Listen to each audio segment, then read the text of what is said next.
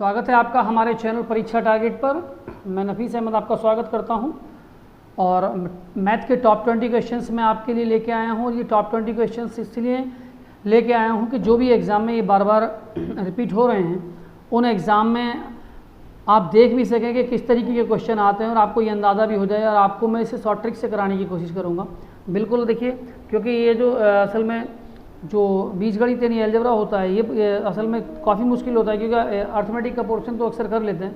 तो मैं थोड़ा सा ये इसमें ये दोनों के दोनों मैथ इंक्लूड है, तो मैं दोनों चीज़ें आपके लिए लेके आया हूँ। तो वीडियो को अंत तक देखिएगा। मैं आपके देखिए पहला क्वेश्चन आपके लिए बात कर रहे हैं। पहले क्वेश्चन में हम ये बात चल रही है ट्रेपेजियम की। देखिए एक समलंब चतुर्भुज हो है। अब समलंब, पहली बात आपको पता होना चाहिए कि समलंब चतुर्भुज क्या होता है। तो समलंब चतुर्भुज हम कहते हैं ट्रेपेजियम को। किसे कहते हैं? ट्रेपेजियम। यानी अब वो ट्रेपेजियम क्या, यानी वो चतुर्भुज जिसकी कोई दो भुजाएं बराबर हों, कोई सी भी जिसकी दो भुजाएं बराबर हों उसे हम समलंब चतुर्भुज कहते हैं। मान लीजिए कोई सी भी दो भुजाएं बराबर हो सकती हैं। अगर आप इसके डायगोनल्स को मिला दीजिएगा ऐसे मिलाइएगा, ऐसे देखिए। तो देखिए ये क्या है असल में, ये जो आप देख रहे हैं यहाँ इसे मान लीजिए एक बिंदु ये O है। तो अगर आप इसका नाम देते हैं A B C D, तो ये जो आप देख रहे हैं इसमें AO जो है AO बराबर है OC के। ये तो आपको पता ही है, ये यहाँ से इसमें तो नहीं दिख रहा, लेकिन ये असल में दोनों बराबर होती हैं। और इसमें सपोज़ कीजिए दो भुजाओं का मान दे रखा है, एक AB और CD का। तो हम इसे अगर ऐसे कह सकते हैं कि AO अपॉन CO, और ये हो जाएगा AB अपॉन CD। आप देखिएगा क्या होता है, ये जो AO है ये इसका AC का हाफ होता है। तो आप इसे इस तरीके से कर सकते हैं, यानी 10 अपॉन 14, तो 2 पंजे 10 और 2 सत्ते 14। तो इसका जो इन्होंने अनुपात पूछा है वो हो जाएगा 5:7। तो इसका आंसर होगा A। तो चलिए मैं नेक्स्ट की तरफ आपको लेके चलता हूँ। एक समलंब चतुर्भुज ABCD की समांतर भुजाएं AB और CD समांतर रेखा EF के द्वारा दी गई हैं। तो पहली बात आप समझिएगा, एक समलंब चतुर्भुज है। देखिए मैं आपको जैसे बना कर दिखाता हूँ। ये एक समलंब चतुर्भुज है। सपोज कीजिए ये एक समलंब चतुर्भुज है। अब इसके अंदर ये एक भुजा है, इसे का नाम, अब इसका नाम देख लीजिएगा। ये है A, ये B, ये है C और ये है D।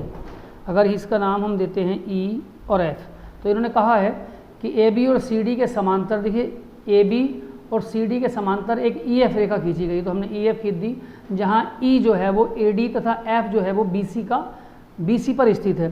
तो AE अनुपात AD 2:1 है। AE अनुपात AD जो है वो 2:1 है। तो देखिए आप यहाँ देख लीजिएगा, जो हमें दिया गया है कि हमें दिया है AE अपॉन AD। तो ये हमारा जो AE अपॉन AD है ये कितना है? 2:1 दिया है। इस तरीके से आप कह सकते हो। तो हमें निकालना क्या है? हमें निकालना है BF अनुपात BC, ये निकालना है। यानी हमें जो है ये वाला पोर्शन निकालना है, ये BF ये वाला और ये वाला निकालना है। तो आप समझने की कोशिश कीजिएगा। देखिए अब आप जैसे सपोज़ कीजिए ये जो हमारा BF पोर्शन है कि क्या है, BF जो है, तो BF कितना होगा? ये FC जो, देखिए F और C जो है, अगर हम इसे ऐसे लिखें कि BF इजिकल टू 2FC, तो आप इसे इस तरीके से तोड़ भी सकते हैं। FC को हम कैसे तोड़ सकते हैं? देखिए 2BC minus BF, BC minus BF। तो देखिएगा ये जो पूरा BC है ये यहाँ से यहाँ तक, इसमें से अगर इसे आप निकाल देंगे तो ये हमारा FC बच जाएगा। तो इस तरीके से इसे हमने किया है। तो आप देख लीजिएगा यहाँ से ये जो है, अगर हम इसे अंदर लेके जाएं इस तरीके से, यानी अगर मैं आपको साथ थोड़ा समझाऊँ तो BF इजिकल टू इतना हो जाएगा। इस 2 को अंदर ले जाइए तो 2BC और माइनस के 2BF। तो BF से इसमें जाकर जोड़ दीजिएगा तो ये हो जाएगा 3BF बराबर 2BC। तो ये अगर आप इसका अनुपात निकालेंगे, BF अनुपात BC का आप अनुपात निकालेंगे तो ये हो जाएगा कितना 2/3, यानी 2/3, तो ये अनुपात हो जाएगा 2:3। इसका आंसर होगा ये। चलिए नेक्स्ट मैं आपको दिखाता हूँ। बड़े थोड़े ये दोनों ही क्वेश्चन थोड़े टफ थे। ये तीसरा क्वेश्चन देखिए बड़ा आसान क्वेश्चन है, आप इसे थोड़ा आसानी से देखिएगा। ये मैं आसानी से, ये x प्लस 1/5 x बराबर 5 है, तो हमें क्या करना है, हमें निकालना है x² प्लस 1/x²। तो सिंपल सा क्वेश्चन है, वैसे तो आप दोनों ओर का वर्क कर दीजिए, आसानी से ये निकल जाएगा। और मैं इसका एक डायरेक्ट आपको सूत्र बता देता हूँ, अगर आप कभी आपको प्रॉब्लम हो तो आप इसका डायरेक्ट सूत्र लिख लीजिएगा। यानी एक x² प्लस 1/x² बराबर कितना होता है, ये होता है a² - 2, a² - 2। a क्या है यहाँ, ये 5 जो है ये a है, तो बस इसमें रखिए a² - 2, तो इसे रख दीजिएगा 5 का स्क्वायर माइनस 2 यानी 25 माइनस 2 यानी कि 23। तो आंसर इसका 23। आप इस तरीके से इसे आसानी से निकाल सकते हैं। नेक्स्ट देखिएगा आप, ये है x प्लस 1/x बराबर 3 है। अब देखिए ये 3 है, तो हमें किसका मान निकालना है, x³ प्लस 1/x³ का मान निकालना है। यहाँ भी आपको क्या करना है, सीधी सी एक कहानी है कि आप इसका घन कर दीजिए। और मैं इसका भी एक तरीका आपको बता देता हूँ। एक सूत्र होता है x³ और प्लस 1/x³ बराबर, ये सीधा सा देखिएगा 1/3 माइनस के 3 है। बस ये सिंपल सा सूत्र आप इसे याद कर लीजिएगा, कुछ भी करने की ज़रूरत नहीं है। ये x³ प्लस 1/x³ बराबर 1/3 माइनस 3 है, तो कुछ नहीं करना, इसका घन कर दीजिए। तो देखिए ये जो हमें क्या मिला है 3, तो यहाँ लिख देंगे 3 का घन माइनस के 3 गुणा 3, 3 का घन होता है 27 और माइनस 9, तो कितना बचेगा 18।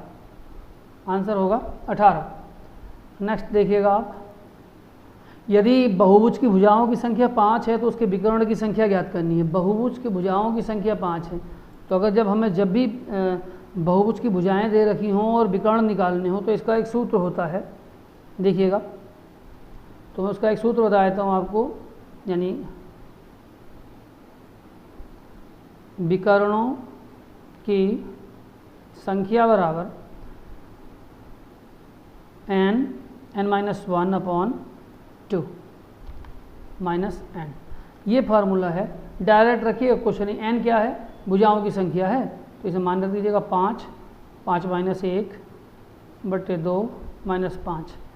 तो देखिए 5 माइनस 1 4 हो गया, 5 की गुणा करेंगे 4 से तो 20, तो ये हो जाएगा 20/2 माइनस 5, कितना हो गया 10 माइनस 5 बराबर 5, तो आंसर होगा 5।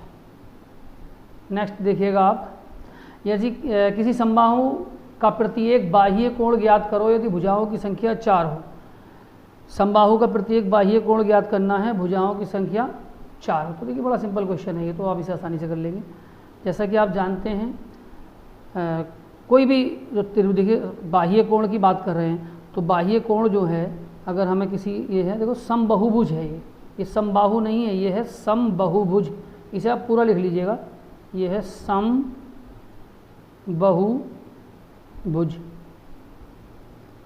समबाहुभुज की बात कर रहे हैं, तो समबाहुभुज के जो चारों कोण होते हैं उनका जो योग होता है वो 360 होता है।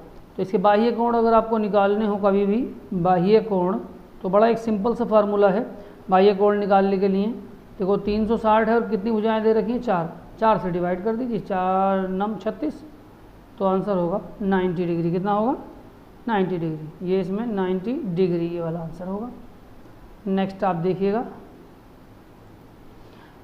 कितने समय में 6% वार्षिक ब्याज की दर से कोई धन अपने का 4 गुना हो जाता है। तो टाइम पूछ के ये पूछ रहा है कि कितने समय में कोई धन जो है वो अपने का 4 गुना हो जाता है। क्या हो जाता है, अपने का 4 गुना पूछा है। तो आप ज़्यादा इसमें कोई टाइम लगाने की ज़रूरत नहीं, बड़ा सिंपल सा क्वेश्चन है। देखिए समय निकालने के लिए मैं आपको थोड़ा सा इसका एक बता देता हूँ। जब भी आपको समय निकालना हो, समय, तो समय निकालने के लिए आप क्या करेंगे, देखो कितना गुना है 4 गुना, तो बस उसमें देखिए 4 - 1 × 100 अपॉन कितने प्रतिशत है 6, बस ये कर लीजिएगा। यानी जितने गुना हो रहा है उसमें से 1 घटाइए और 100 से मल्टीप्लाई कीजिए, क्योंकि उसका अगर आपको क्या चाहिए, देखिए 100 से मल्टीप्लाई अपने स्तर से, तो ये हो जाएगा हम लोग 3 × 100/6, 3 दूनी 6 और 100 का आधा 50, तो ये हो जाएगा 50 वर्ष। कितने 50 वर्ष। सिंपल सा एक फार्मूला है, कोई बड़ी कुछ कहानी इसमें करने की ज़रूरत नहीं है। नेक्स्ट देखिएगा, एक वृत्त की त्रिज्या 13 सेंटीमीटर है और एक्स वाई एक ऐसी जीवा है जिसकी केंद्र से दूरी 12 सेंटीमीटर है। तो आपको क्या करना है, उसकी जीवा की लंबाई कितनी होगी ये बताना है। तो जीवा की लंबाई भी एक, देखिए वैसे तो आपने नॉर्मली ये क्वेश्चन पढ़ा होगा कि काफ़ी लंबे तरीके से कुछ लोग इसे करते हैं, लेकिन एक सिंपल सा तरीका मैं इसका आपको बता देता हूँ। जैसे सपोज कीजिए, देखिएगा आप ध्यान से, एक वृत्त की बात कर रहे हैं। ये एक वृत्त है और वृत्त का मान लीजिए ये केंद्र है। अब केंद्र में अब देखिए कह रहा है वृत्त की एक त्रिज्या जो है वो 13 सेंटीमीटर और एक्स वाई एक जीवा है। तो पहले हम इसकी एक जीवा बनाएंगे। जीवा जो है इस तरीके से बनती है और ये इसकी त्रिज्या। अब देखिए इसकी केंद्र से दूरी 12 सेंटीमीटर है। केंद्र से दूरी कितनी है, तो इसकी देखिए ये सिंपल सा क्वेश्चन, केंद्र से दूरी इसकी ये 12 सेंटीमीटर है। तो मान लीजिए हमने यहाँ ये O और P माना है और यहाँ OP, तो इसे आप मान लीजिए A और इसे मान लीजिएगा B। ठीक है, ये हमारा 13 है, ये हमारा 12 है। तो देखिए जब भी मैं आपको एक सिंपल तरीका बता देता हूँ, यहाँ समझने की कोशिश कीजिएगा। ऐसे समकोण त्रिभुज है मान लीजिए कोई, और समकोण त्रिभुज में जब ये कर्ण दे रखा हो और ये भुजा दे रखी हो और आपसे बेस पूछे, तो आपको क्या करना है, कर्ण के वर्ग में से इसका वर्ग घटा दीजिए। 13 का वर्ग कितना होता है 169, 169 में से 12 का वर्ग होता है 144, आप घटाएंगे तो बचेंगे 25 और 25 का वर्गमूल निकालेंगे तो होगा 5। तो ये कितनी होगी 5, तो ये 5 होगी। और 5 जो है ये अभी यहाँ से यहाँ तक हुई, तो इसका अगर ये पूरी OP निकालनी है जीवा की लंबाई, तो इसे दुगना कर दीजिए तो हो जाएगा 5 ही ये होगी, तो हो जाएगा 10। कितना हो जाएगी, ये हो जाएगी 10। तो आंसर होगा C। नेक्स्ट देखिएगा, एक समकोण त्रिभुज का लंब आधार कर्ण 3, 4, 5 है।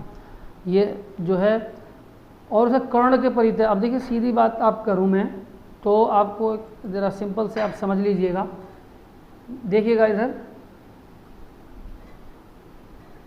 एक समकोण त्रिभुज की बात कर रहे हैं। किसकी बात कर रहे हैं, ये हमने एक बनाया है समकोण त्रिभुज। क्या बनाया है, समकोण त्रिभुज। अब इसे आप कर्ण के परितः जब घुमाएंगे, तो इसे कर्ण के परितः हम घुमाते हैं तो क्या बनता है, तो बनता है एक शंकु। मान लीजिए देखिए शंकु कैसे बनता है, ऐसे बनता है शंकु, ऐसे एक, इसे हम एक क्या कहते हैं, कोण कहते हैं ये। तो हमारा ये होता है, ये होती है शंकु। ठीक है, तो जब भी इसे कर्ण के परितः घुमाएंगे तो शंकु ही बनेगा। तो आपको देखिए क्या करना है, इसमें हमें क्या चीज़ दी है, तो हमें इसमें दिया है समकोण त्रिभुज के लंब, आधार और कर्ण तीनों चीज़ें दी हैं। तो इससे पहले आपको त्रिज्या निकालनी हो, तो जब आपको त्रिज्या निकालनी हो तो आप लिखिएगा आधार, ऐसे आधार और गुणा लंब और बटे में कर्ण।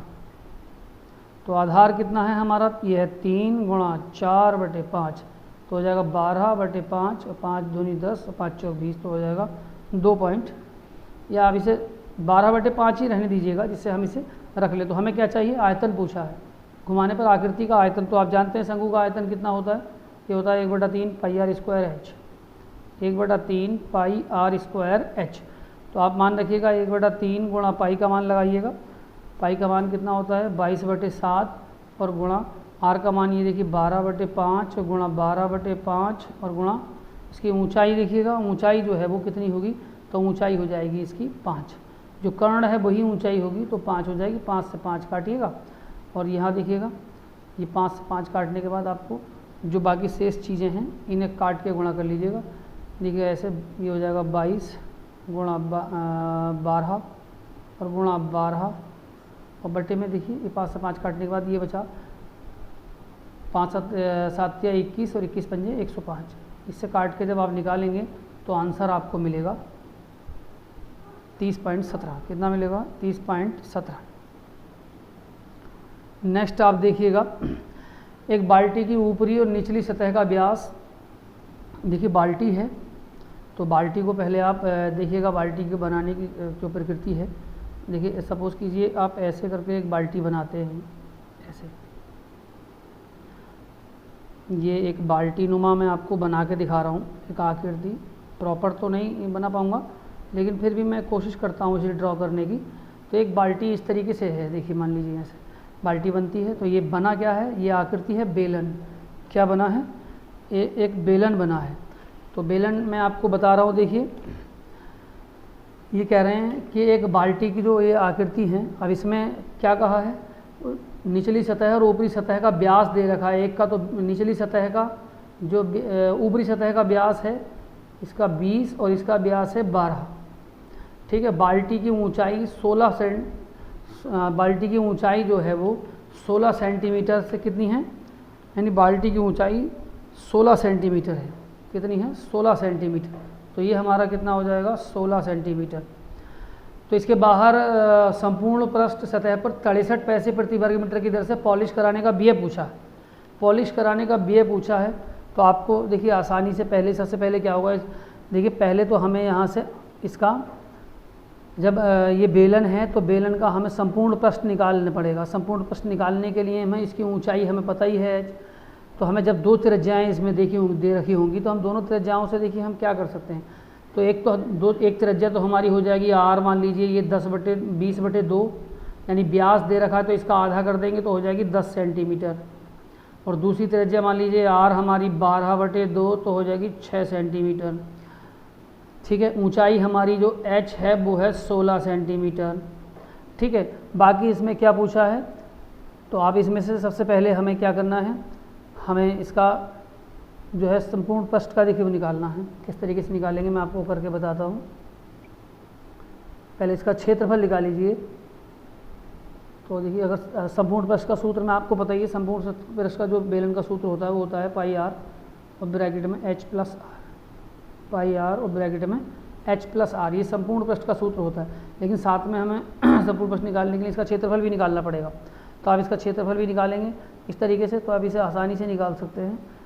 अब देखिए पाई का मान भी है, r का मान हमारे पास है। अब r हमारे पास 2 हैं, एक r, तो ये h प्लस r की जगह हम r प्लस r रखेंगे। कितना रखेंगे, r रखेंगे। तो इसे आप आसानी से r प्लस r रखने के बाद इसे आसानी से आप हल कर सकते हैं। तो इसका आंसर हमारा होगा 593.15 ए। ध्यान रखिएगा, थोड़ा सा अगर ना हो तो आप मुझे दोबारा बताइए कमेंट बॉक्स में, मैं आपको करके दिखाऊंगा। राम और श्याम की आयु का अनुपात 717 है। राम और श्याम की आयु का अनुपात देखिए 717 है, और श्याम और मोहन की आयु का अनुपात ये जो है 717, ये इसका अनुपात दे रखा है। तो मैं आपको देखिए दोनों तरीके से इसको करके बताऊंगा कि किस तरीके से क्वेश्चन, बड़ा इजी क्वेश्चन है।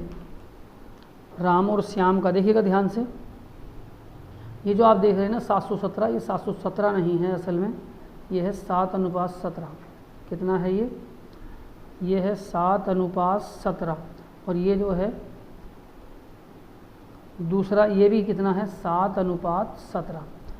तो आपसे क्या पूछा है, ये पूछा है अगर राम की आय 490 हो तो सोहन की आय बतानी है। तो हमें देखो आय तो आसानी से निकाल सकते हैं।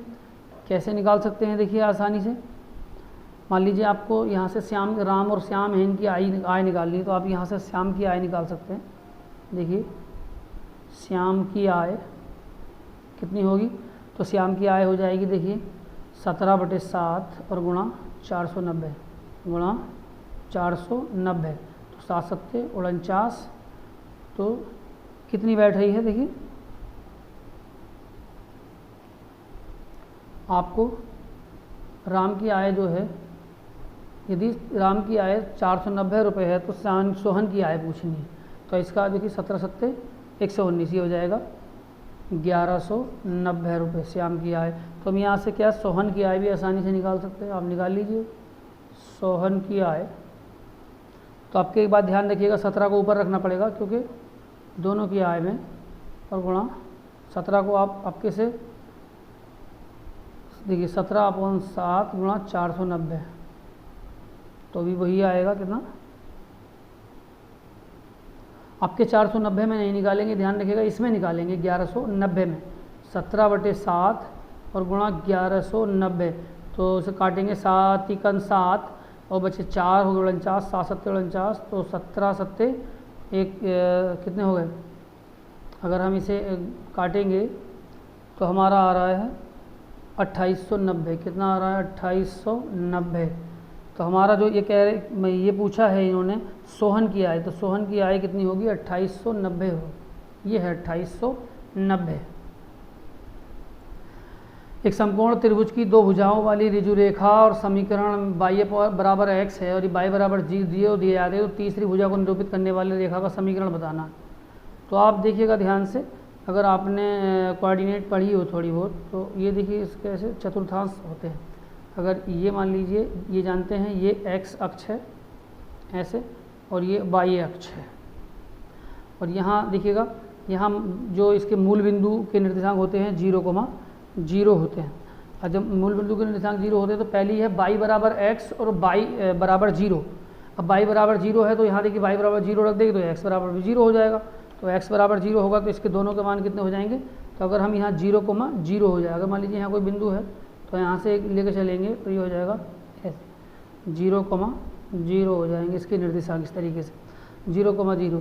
तो अब ये इन्होंने पूछा क्या है, इन्होंने पूछा है तीसरी भुजा को निरूपित करने वाली समीकरण। तो देखिए इसमें निरूपित करने वाली समीकरण क्या है, x का मान भी क्या हो जाएगा, 0 हो जाएगा। तो समीकरण जो है वो कौन सी होगी, ये मान लीजिए यहाँ अगर a है तो ये b, तो ये तीसरी भुजा हो गई, तो ab की समीकरण क्या होगी, x बराबर 0।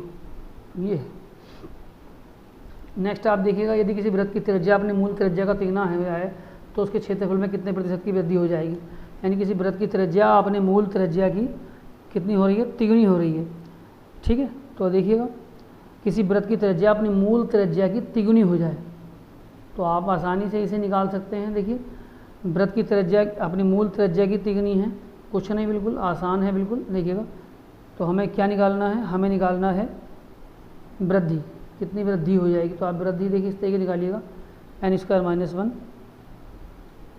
बस n² - 1 × 100% में बदल जाएगा। और ये कितनी हो रही है, तिगुनी हो रही है, तो यहाँ 3 रख दीजिएगा, 3² - 1 और गुणा 100 तो हो जाएगा 3 का वर्ग 9, 9 में से 8, तो 8 × 100 कितने हो गए, 800%। इसका ये आंसर होगा सी। तो देखिएगा नेक्स्ट, यानी एक वर्ग की भुजा को 20% कम कर दिया है तो उसके क्षेत्रफल में कितने प्रतिशत की वृद्धि। देखिए एक वर्ग की भुजा को 20% कम करवा रहा, तो ये बड़ा सिंपल है। ये तो एक वर्ग की पहली बात आप समझ लीजिएगा कि वर्ग किसे कहते हैं, तो मैं आपको बता दूं, वर्ग होता है वो जिसकी चारों भुजाएं बराबर होती हैं, यानी जिसकी चारों भुजाएं बराबर होती हैं उसे हम कहते हैं वर्ग। अब वर्ग तो देखिएगा, जैसे कि आपने एक फार्मूला पढ़ा होगा, अगर प्रतिशत कमी और वृद्धि का फार्मूला आपने कभी पढ़ा हो तो वो होता है x × y माइनस के x × y अपॉन 100, ये पढ़ा होगा। और जब सेम होता है तो हम इसे xy में रख देते हैं। तो देखिए इसे वर्ग, अब मान लीजिए कोई वर्ग है, अब वर्ग की भुजा को 20% कम कर दिया जाए तो उसके क्षेत्रफल में कितने प्रतिशत की कमी होगी। तो देखिए वर्ग की भुजा को 20% कम करवा रहा है, तो आप इसे आसानी से कम कर सकते हैं। देखिए किस तरीके से, ये है यानी 2 × 20 माइनस के 20 × 20 दोनों सेम है, तो बटे में 100। अब देखिए क्या आपको दिख रहा है इसमें से, तो ये अगर इस तरीके से ये हो जाएगा 40 माइनस के 400 बटे 100, इससे काटेंगे आप तो इसमें 36, कितना 36%। अब ये वर्ग में ये भी ध्यान रखिएगा क्योंकि ये दोनों भुजाएं जो है ना सेम हैं, तो इस वजह से यहाँ पर ये x और y भी यही होगा, तो इसे इस वजह से यहाँ 2 रखा है, तो ये 36 होगा, कितना 36%। नेक्स्ट आप देखिएगा, एक वृत्त की त्रिज्या में 10% की वृद्धि कर दी जाए, एक वृत्त की त्रिज्या में 10% की वृद्धि कर दी जाए तो उसके क्षेत्रफल में कितने % की वृद्धि हो जाएगी। तो वही सेम है, वृत्त की त्रिज्या में भी वृद्धि होगी तो उसका भी मैं आपको एक सिंपल सा फार्मूला आपको बता देता हूँ। देखिएगा इसका फार्मूला भी सिंपल सा है, कमी और वृद्धि का फार्मूला तो आपको पता ही होना चाहिए, 2x माइनस, अगर वृद्धि करवा रहा तो प्लस लगा देंगे, x² अपॉन 100 ये वाला होता है।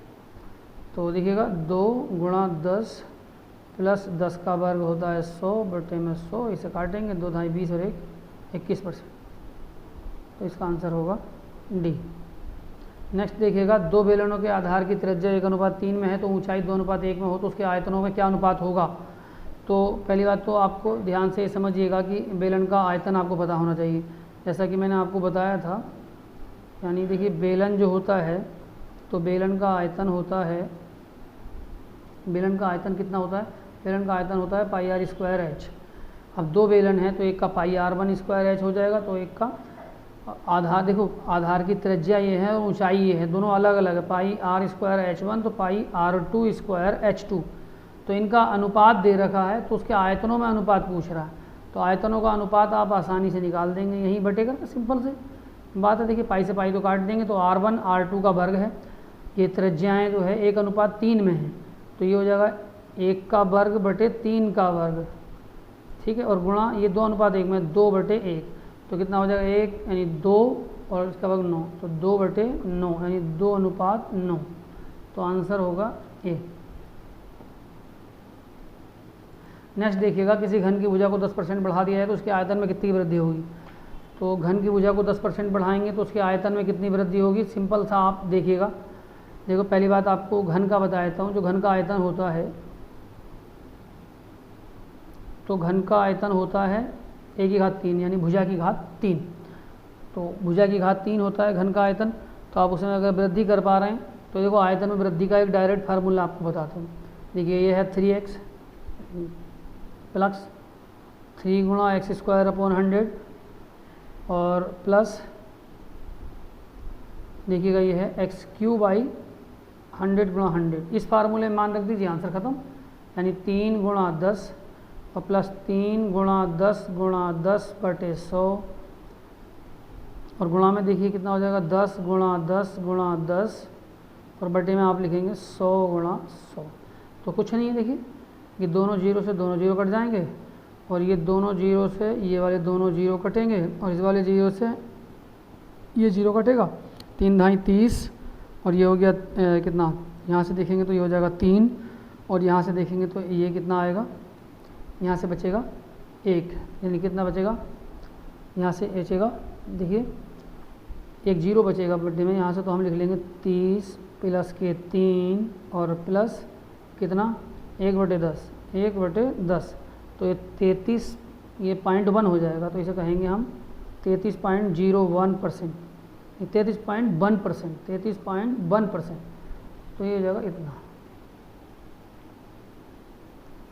नेक्स्ट देखिएगा, यदि 2 अंकों की एक संख्या और संख्या के अंकों को पलट कर प्राप्त योगफल 99 हो तो अंकों का अंतर जो है 11 सही 9/11 सही 1/9% हो, तो हमें जो है इसका क्या निकालना है, अंकों का अंतर ज्ञात करना है। तो अंकों का अंतर ज्ञात करने के लिए देखिए बड़ा सिंपल सा एक सवाल है, मैं आपको इसे थोड़ा सा ध्यान से देखिएगा तो आप इसे जल्दी समझ जाएंगे। तो 2 अंकों की एक संख्या है, वैसे आप जानते ही हैं 2 अंकों की संख्या का पहले भी मैंने आपको एक सवाल पहले करा चुका हूँ। मान लीजिए कोई अंकों की संख्या आप देखें तो संख्या को हमेशा हम इस तरीके से मानते हैं, जैसे मान लीजिए 10/+ x, 10/ + x, इस तरीके से आप इसकी संख्या, क्योंकि जब अंकों वाली संख्या होती है उसमें एक जो है वो क्या होता है, इकाई होती है और एक जो है वो दहाई होती है। तो 2 अंकों की संख्या को हम लोग अब इसमें मान लीजिए अंकों को पलटने पे क्या कह रहा है, अंकों को पलट दिया जाए, तो अब अंकों को पलट के आप इसे देखिए कैसे पलटेंगे, मैं आपको बताता हूँ। तो अंतर पूछा है, देखिए जैसे हमें निकालना, अगर अंकों का अंतर निकालना हो, अंकों का अंतर, तो अंकों का अंतर आप कैसे निकालेंगे, देखिए ये है 11 सही 1/9%, तो आप इसे सही करिए, 11 9 99 और एक कितना हो जाएगा 100/9% होता ही है। लेकिन जब भी आपको इस तरीके से दिया हो तो योगफल हमें दिया है 99, जब 99 दिया है तो आप इसे इस तरीके से रख लें डायरेक्ट, 99/11, 11 9 99, तो यहाँ 9 आ जाएगा, कितना आ जाएगा 9। तो अब इसका 9 का 11 से ही 1/9% निकाल लें डायरेक्ट, खत्म, यानी 9 गुणा 100/9, तो आप इसे काटेंगे 9 गुणा 100/9, और क्योंकि इसे हमें काय में जब इसका प्रतिशत हटाना है तो नीचे बटे में 100 भी लिखना होगा, तो भी हम इसे ए से काट देंगे, 100 से 100 काट देंगे, तो हमारा कितना आ जाएगा 1। हमारा आंसर जो है आपको मिलेगा 11 सही 1/9%, तो आंसर हमारा असल में इसमें गलत दे रखा है, ये आंसर जो है इसका आंसर होगा 1, कितना होगा 1 होगा। तो ये नहीं होंगे, इसके विकल्प जो है वो गलत दे रखे हैं, इसके विकल्प हैं 4 3 2 1। लिख लीजिएगा आप, ये 4, 3, 2 और 1, तो आंसर होगा ये वाला सही। नेक्स्ट आप देखिएगा, चक्रवृद्धि ब्याज पर कोई धन उधार दिया गया, धन 2 वर्ष में 16,900 और 3 वर्ष में जो है वो इतना हो गया, 2 वर्ष में इतना हो रहा है, 3 वर्ष में इतना हो रहा है, तो आपको क्या करना है, हमें उसका धन और दर जो है निकालनी है। तो देखिए धन और दर निकालनी है, आप देखिएगा ध्यान से। अब जब इस तरीके से कोई क्वेश्चन आपको दे रखा हो तो आपको क्या करना है, सबसे पहले देखिए 2 वर्ष और 3 वर्ष का दे रखा है, ठीक है, तो 2 वर्ष और 3 वर्ष का मैं आपको बता दूं, तो ऐसे केस में हम जब 2 वर्षों का जो मिश्रधन का अंतर होता है ना, वो पहले वर्ष के ब्याज के बराबर होता है। जो 2 वर्षों के मिश्रधन का मूलधन का अंतर होता है वो पहले वर्ष के ब्याज के अंतर के बराबर होता है। तो इन दोनों में जो आप देखेंगे इनमें कितना अंतर है, यानी 17,576 में से अगर आप 16,900 घटाएंगे तो आपको मिलेगा 676। कितना मिलेगा, तो ये हमारा 1 वर्ष का ब्याज हो गया। तो आप इस पर अगर चाहें तो इसकी दर निकाल सकते हैं यहाँ से। तो ऐसे देखिए सूत्र लगाइए, ब्याज बराबर यानी मूलधन गुणा दर गुणा 100 बटे में 100, मूलधन गुणा दर गुणा समय बटे में 100। तो देखिए ब्याज हमारे पास 676 पहले ही है, मूलधन हमारे पास है 16,900 और गुणा दर हमें निकालनी है, और समय हमारा जो है वो कितना है, समय है 1 बटे में 100। तो आप यहाँ से क्या निकाल सकते हैं, दर निकाल सकते हैं आसानी से। दोनों जीरो काटिएगा बस, तो दर निकल आएगी आपकी। देखिए दर कितनी आसानी से आपकी निकल आएगी, 16,900 676 आपका जो है, ये देखिए 100 से इसकी गुणा कीजिएगा, ये 676 गुणा 100 और बटे में 16,900, तो दोनों जीरो उड़ाइएगा तो 169 बचा, यहाँ 676 बचा। तो ये 169 और 676 को अगर आप काटेंगे तो इससे तो ये 4 बार कटता है, तो ये 4% दर आ जाएगी यहाँ से। दर कितनी होगी, 4% दर होगी। तो अब हमें क्या करना है, हमें हमसे पूछा है, धन भी पूछ रहा है, तो मूलधन जो है, मूलधन भी आप आसानी से निकाल सकते हैं। मूलधन जो है, अब 2 वर्ष का मिश्रधन हमें पता ही है, 2 वर्ष का मिश्रधन हमारा 16,900 हो गया, तो आप मूलधन निकालेंगे तो 15,625 आएगा। तो आंसर होगा हमारा ये 15,625 और ये सी। और नेक्स्ट लास्ट क्वेश्चन देखिएगा, कोई धन 4 वर्ष में साधारण ब्याज की दर से 840 रुपये और 7 वर्ष में 945 रुपये हो जाता है, तो मूलधन और ब्याज की दर बतानी है। तो 4 वर्ष में साधारण ब्याज देखिएगा, 4 वर्ष में साधारण ब्याज पहले आपको पता होगा, तो आप इसे आसानी से निकाल लेंगे। देखिए कैसे, 4 वर्ष का ब्याज आप निकाल सकते हैं। तो 4 वर्ष का ब्याज कितना, देखिए 945 में से आप 840 को सब्ट्रैक्ट कीजिए, और कितने का वर्ष कितना है, जो देखिए ये -3 और गुणा में कितना 4, तो कितना बच रहा है, देखिए यहाँ से 105 गुणा 4 बटे 3, 3 9 3 5 15, तो हमारा यहाँ से आता है 140 रुपये। कितना आता है, 140। तो यहाँ से आप मूलधन पता कर सकते हैं आसानी से आप मूलधन पता कर सकते हैं। कैसे, मूलधन कितना होगा, तो देखिए 840 में से आप 140 को निपटाइए, तो यहाँ से बचेगा 700। कितना बचा, 700। तो दर आप निकाल सकते हैं यहाँ से, दर जो हो जाएगी वो 140 गुणा 100 और बटे में कितनी 700 और गुणा 4। तो निपटाइए इस तरीके से, 100 से 100 काट के 7 दूनी 14, 20, 4 पंजे 20, तो 5% कितनी आ रही है, 5%। तो 700 और 5% आ रहा है, तो आंसर ये वाला होगा। तो इस तरीके से देखिए, ये आपको मैंने ये मैथ की आपको बनाया था, इसमें जितना कोशिश की है। फिर भी आपको अगर कोई कमी नज़र आए कहीं से, तो आप कमेंट बॉक्स में दोबारा पूछ सकते हैं, मैं आपकी पूरी हेल्प करूँगा। और वीडियो देखने के लिए धन्यवाद।